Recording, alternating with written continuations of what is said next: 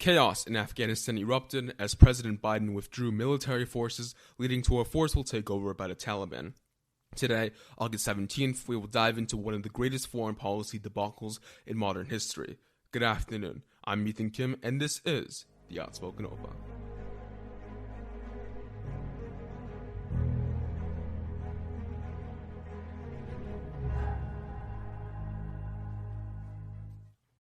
Quote, Joe Biden has been wrong on nearly every major foreign policy and national security issue over the past 4 decades. End quote. Who said that? Not Trump, not a partisan congressman or Republican operative. That was Robert Gates, the former Secretary of Defense under President Obama for 3 years. And today, as we see a significant foreign policy debacle unfold in Afghanistan, that quote is once again reaffirmed. Now let's quickly dive into some basic background information as to what is transpiring in Afghanistan. Back in mid-April, President Biden announced the immediate withdrawal of all American troops from Afghanistan by September 11th, 2021. Obviously, September 11th was the chosen date because that was to recognize the anniversary of the September 11th terrorist attacks, and which led to the immediate U.S. occupation of Afghanistan because at the time Afghanistan was harboring Osama bin Laden. On August 15th, the Taliban took over the capital of Kabul, effectively toppling Afghanistan's government. Later, Afghan President Ghani fled the country right before Taliban leadership stormed the presidential palace, and thousands of Afghan citizens fled to Kabul International Airport to escape the Taliban.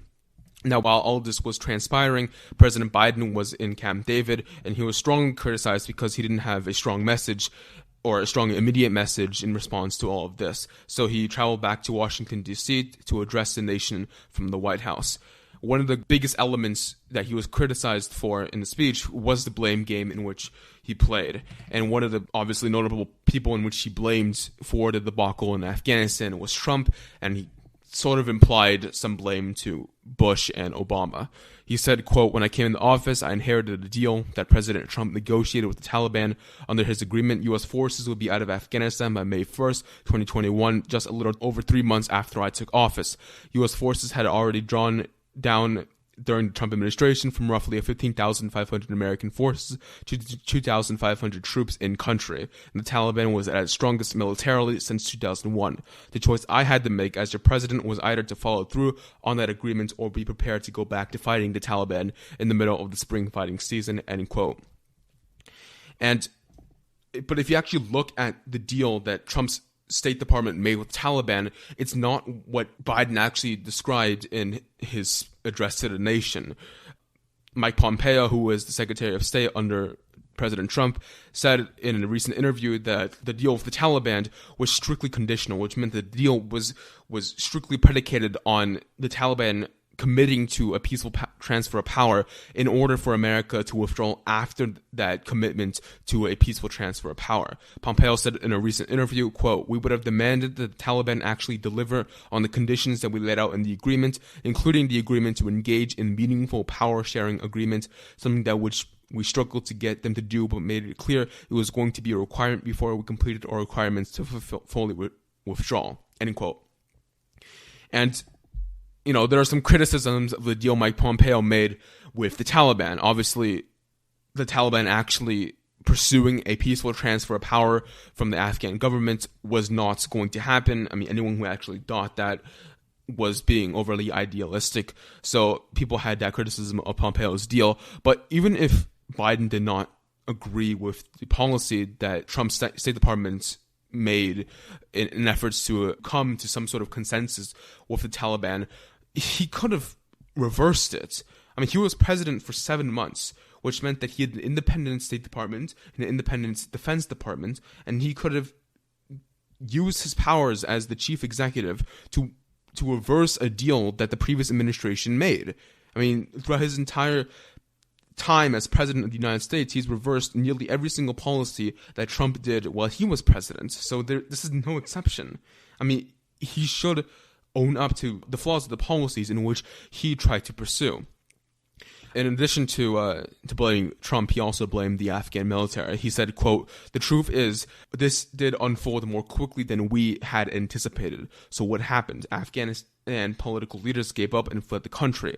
The Afghan military collapsed, sometimes without trying to fight. If anything, the developments of the past week reinforced the ending U.S. military involvement in Afghanistan was the right decision. American troops cannot and should not be fighting in a war and dying in a war that Afghan forces are not willing to fight for themselves, end quote. This is honestly one of the most politically cynical things that I've ever heard Biden say.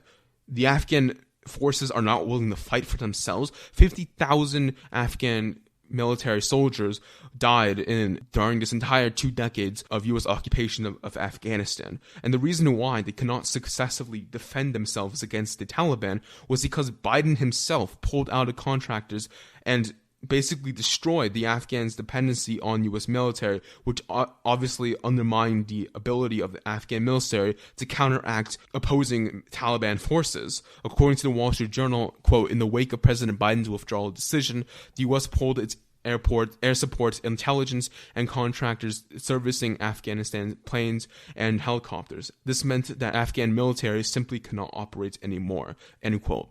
Admittedly, Afghan leadership was significantly underprepared in the wake of this withdrawal because, as Biden said, Afghan officials did not believe America will withdraw.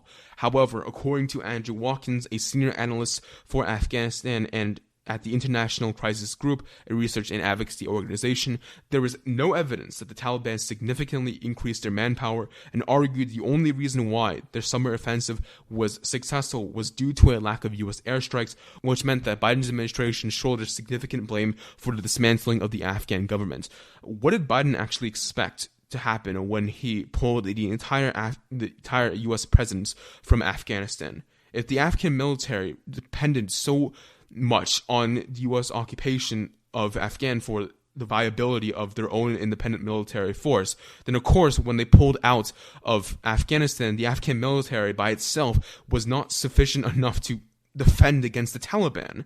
If you're pulling out intelligence contracts that were vital for the independency of the Afghan military, then Afghan military is expected to fall when the Taliban was advancing to the nation's capital. And one of the other things that, in addition to Biden actually blaming everyone except for himself for the debacle in Afghanistan, Biden also discussed the casualties in the Afghan occupation. He said, quote, "Let me ask those who wanted us to stay, how many more? How many thousands more of American daughters and sons are willing to risk?" End quote. According to ABC News, there has not been a single American combat death since February 8th, 2020, which was 18 months ago. That's not to belittle the 2,312 American soldiers that lost their life in Afghanistan, but it is to suggest that thousands of stationed American soldiers in the lead-up to the Afghanistan pullout were not being bogged down by precipitous warfare and combat.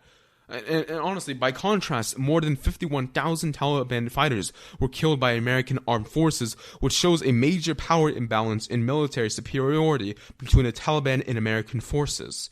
But aside from that, Biden will reportedly send 5,000 additional troops back into Afghanistan to aid the withdrawal, despite his call for not putting sons and daughters at risk. He just said that it was egregious to put American sons and daughters at risk for a fulfilled mission. So what is different about the 5,000 additional troops he is sending back into Afghanistan? Aren't those sons and daughters also at risk? And to add insult to injury, tens of thousands of American citizens have been left behind in Afghanistan in the withdrawal. According to the Wall Street Journal, an estimated 10,000 to 15,000 U.S. citizens remain in Afghanistan. So yes, it is tragic. Every single American soldier that died in Afghanistan is a tragedy. No one is disputing that. But to suggest that Afghanistan was a present danger to the current military soldiers there from February 2020 is simply not true. And Biden really closes the speech with, I think, one of the most idiotic things that he said in his entire speech. He closed with calls for diplomacy. He said, quote, "We will continue to support the Afghan people. We will lead with our diplomacy, our international influence, and our humanitarian aid. We'll continue to push for regional diplomacy and engage and prevent violence and instability. We'll continue to speak out for the basic rights of the Afghan people, of women and girls, just as we speak all around the world." End quote. And my question is this: how? how can you negotiate with a radical, barbaric terrorist group that subjugates ethnic, religious, and gender minorities to brutal torture and murder? How can you negotiate with a theocratic, fascistic regime that is responsible for thousands of American lives? I mean, honestly, are you going to ask nicely? Are you going to get on your knees and beg them to treat the Afghanistan women fairly? I mean, I don't understand why Biden continues to believe that diplomacy, instead of actually using military forces, is the correct way to go. And this brings us back to, what was this for? Honestly, at the end of the day, with withdrawing U.S. military forces from Afghanistan, he effectively reversed 2 decades of foreign policy and the initial mission of counterterrorism and preventing a staging ground for Al-Qaeda. According to the Pentagon, the United States government has spent $83 billion in bolstering the Afghanistan government, and which has effectively gone to waste. I mean, we spent $83 billion to bolster an Afghan military, but that Afghan military is so reliant on the American forces to help them, to secure them. But when the American forces are removed from the Afghan military to aid them, then that $83 billion investment goes down the drain. And now, according to Defense and State Department officials, $6 billion in military equipment, including 850 mine-resistant ambush-protected vehicles, were abandoned in the withdrawal, which meant $6 billion in U.S. military equipment is now in the hands of Taliban and other terrorist organizations. Additionally, Chairman of the Joint Chiefs of Staff, Mark Milley, addressed congressional leaders and said that they will move up the terrorist threat in Afghanistan from medium, according to Axios, which meant that obviously you're going to see a rise in terrorism in Afghanistan now that the Taliban effectively controls its government. And to add insult to injury, the insider reports that Taliban militants released thousands of prisoners from Afghan prisons with links to Islamic jihadist groups and Al-Qaeda. So what has changed? In the past 2 decades, we've tried to counter terrorism. We tried to decrease the influence of Al-Qaeda by effectively imprisoning or killing Al-Qaeda militants. We tried to decrease the power of the Taliban, and we tried to effectively counteract attacks by the Islamic jihadist groups. But it seems to me, after this withdrawal, after the dust is settled, what is going to be the state of Afghanistan will be similar to the state of Afghanistan when we first invaded. And this brings me to a New York Times article which discussed Javier Mackey, who was a former first-class Army Special Forces soldier with several Afghanistan deployments and was shot twice. And he said in an interview with the New York Times, quote, "I sacrificed a lot. I saw death every year, and the guys I served with, we knew it would probably come to an end like this. But to see it end in chaos, it made us angry. After everything we gave, I just wished there had been a way to leave with honor." End quote. For people like Mackey, there is a question that rang in numerous U.S. veterans. What was it for? The situation in Afghanistan has become similar to what America first invaded 2 decades ago. All the blood shed and the lives lost in pursuit of counterterrorism only to find that terrorism revitalized. This president has betrayed the continued efforts of our U.S. veterans and committed a damaging dereliction of duty as Commander-in-Chief of the Armed Forces. It is devastating what is happening in Afghanistan, and we can only hope that the citizens in Afghanistan remain safe in this critical juncture.